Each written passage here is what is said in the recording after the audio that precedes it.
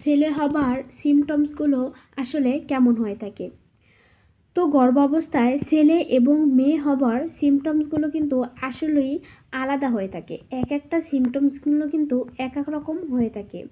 আপনার মেয়ে হবার সময় এক ধরনের সিমটমস হতে পারে এবং ছেলে হবার সময় কিন্তু এক ধরনের সিমটমস হতে পারে। আমার ছেলে এবং মেয়ে হবার সিমটমসগুলো কিন্তু আলাদা আলাদা ছিল।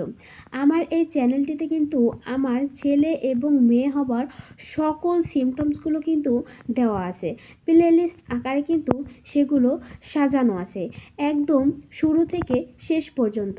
আরও প্রেগনেন্সির বিভিন্ন কথাবার্তা কিন্তু দেওয়া আছে। তো তোমরা চাইলে যারা জানতে চাও ছেলে হবার সিমটমস এবং মেয়ে হবার সিমটমসগুলো, আরও আলাদা আলাদা কিছু বৈশিষ্ট্য আছে সেগুলো, এবং আলাদা আলাদা শারীরিক কিছু গঠন আছে সেগুলো, তাহলে কিন্তু অবশ্যই এই চ্যানেলটিতে চলে যাও এবং প্লে লিস্টে চলে যাও। প্লে লিস্টে গেলেই তোমরা কিন্তু সেখানে একদম সাজানো পেয়ে যাবে ছেলে এবং মেয়ে হবার বিভিন্ন ধরনের সিমটমসগুলো।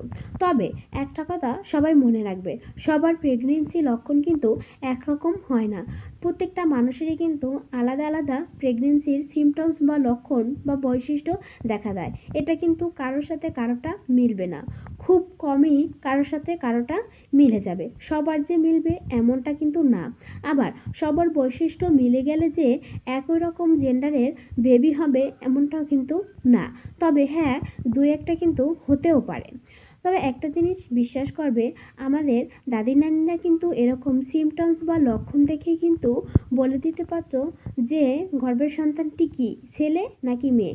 তবে অনেক কিছু সিমটমস আছে আসলে সেগুলো দ্বারা কিন্তু অবশ্যই বোঝা যায় ছেলে নাকি মেয়ে।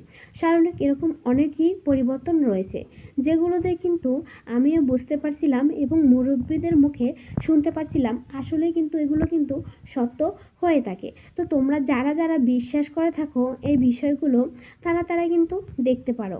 আর যাদের বিশ্বাস করার ইচ্ছে নাই তারা কিন্তু না দেখলেও চলে। তো তোমরা এখনই দেরি না করে এই চ্যানেলটিতে চলে যাও এবং চ্যানেলটিতে ভিডিওগুলো দেখলে ভালো লাগলে অবশ্যই চ্যানেলটিতে সাবস্ক্রাইব করে চ্যানেলের সাথে থাকবা, আরও নতুন নতুন কিছু জানতে পারবা ইনশাল্লাহ। আজকে এ পর্যন্তই। সবাই ভালো থাকবে, সুস্থ থাকবে।